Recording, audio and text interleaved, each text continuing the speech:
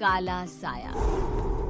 यूं तो बनारस घाट अपनी खूबसूरती के लिए बहुत प्रचलित है, पर घाट के किनारे कई राज लिए बैठे हैं। ये कहानी शुरू होती है बनारस के घाट के पास बने ममता निवास से, जहां प्रिया लाल जोड़े में ममता के घर उसकी बहू बनकर आती है। आओ आओ बहू, घर को अपने पैरों से पवित्र करो। ममता घर की दहलीज पार कर ही रही होती है कि अचानक एक बहुत गंदी सी बास पूरे घर में फैल जाती है।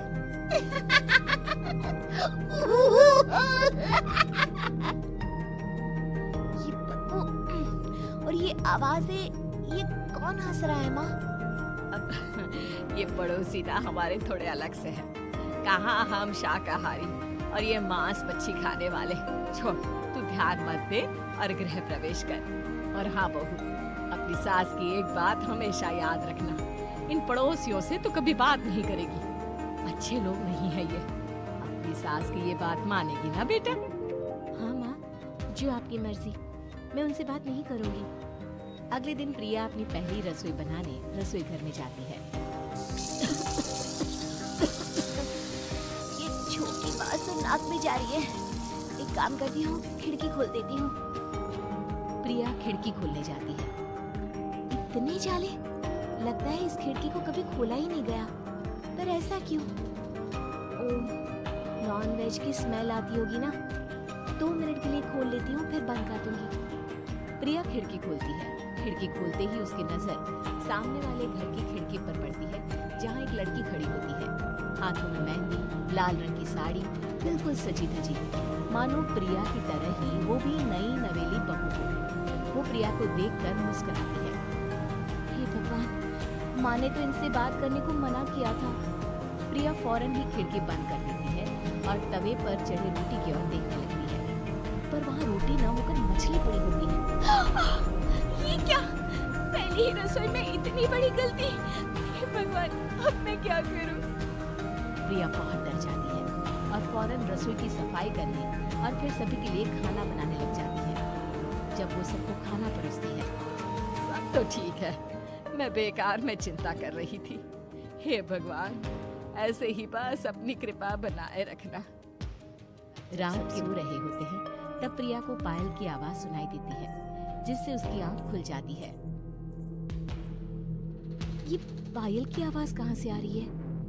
प्रिया उठकर उस आवाज के पीछे छत की सीढ़ियों तक जाती है। तभी उसे बच्चे के रोने की आवाज आती है। प्रिया छत पर जाती है तो क्या देखती है? वही लाल साड़ी वाली लड़की अपनी गोद में एक नवजात बच्चे को घुमा घुमा कर सुला रही है। तभी प्रिया की नजर उसके पेट पर पड़ती है। ओह गॉड, ये तो प्रेग्नेंट भी है। सुनिए, बच्चा सो नहीं रहा है क्या? मैं कुछ मदद करूं? नहीं नहीं, आपके घर वालों को अच्छा नहीं लगेगा, मैं संभाल लूंगी। स्नेहा की गोद से बच्चा हाथ मारकर प्रिया की गोद में आने को छटपटाने लगता है। दोनों घर अगल बगल में बने होने के कारण प्रिया उस बच्चे को गोद में ले लेती है। प्रिया के पास आते ही वो सो जाता है। बच्चे का वो स्पर्श रात भर प्रिया भूल नहीं पाती और अगली सुबह वो छत पर कपड़े सुखा रही होती है। तभी उसे एक औरत इशारा करके बुलाती है। स्नेहा कह रही थी बाबू तुम्हारी गोद में आते ही सो गया। मैं गौरी, स्नेहा की माँ हूँ। बहू, घर आना, बाबू को खिला भी लेना। शाम को जब घर पर कोई नहीं रहता, बच्चे से मिलने के लिए प्रिया छिपकर अपनी पड़ोसन के घर चली जाती है और कुछ देर बच्चे को खिलाकर वापस लौट आती है। इसके कुछ दिन बाद ही प्रिया को पता चलता है कि वो माँ बनने वाली है। ममता की खुशी का ठिकाना नहीं रहता।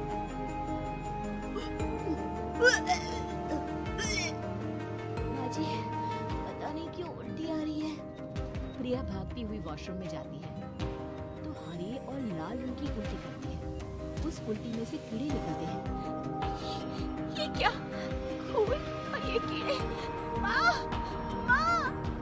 प्रिया की आवाज सुनकर ममता दौड़ कर आती है, पर बेसिन में कुछ नहीं होता। प्रिया हक्की बक्की रह जाती है। ये सब क्या हो रहा है? प्रिया घबरा जाती है और अपने कमरे में जाकर सो जाती है। डर के कारण वो इतनी थक जाती है कि उसकी आंख लग जाती है। तब उसे ऐसा लगता है उसके पेट पर मानो कोई बैठा हुआ हो। कौन हो? प्रिया के पेट पर एक 5 महीने की बच्ची बैठी हुई थी, जो बुरी तरह जली हुई थी। माँ, तुम ही मुझे लाई ना अपने पेट में।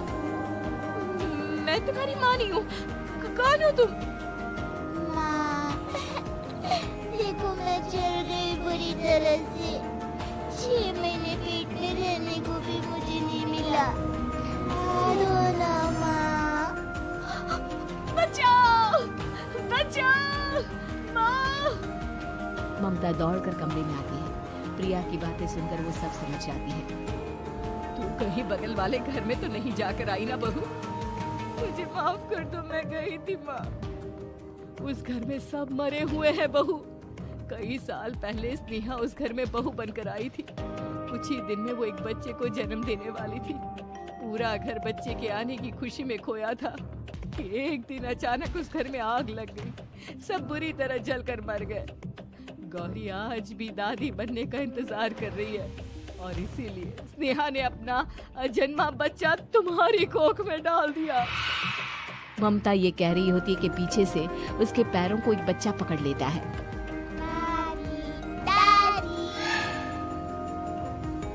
माँ, स्नेहा की गोद में यही बच्चा था। ये बच्चा कौन है फिर? तेरी मौत है। तेरी भी दादी। जिस चीज का ममता को डर था वही हो गया। ममता निवास के ऊपर मौत ने चादर बिछा दी थी। प्रिया का पेट ऐसे बढ़ जाता है मानो 9 महीने का हो। 2 हाथ उसके पेट से बाहर निकलते हैं। बहू, संतोष को फोन कर, किसी पंडित जी को बुला बहू। प्रिया का पति भागता हुआ घर आता है। ये तो होना ही था माँ।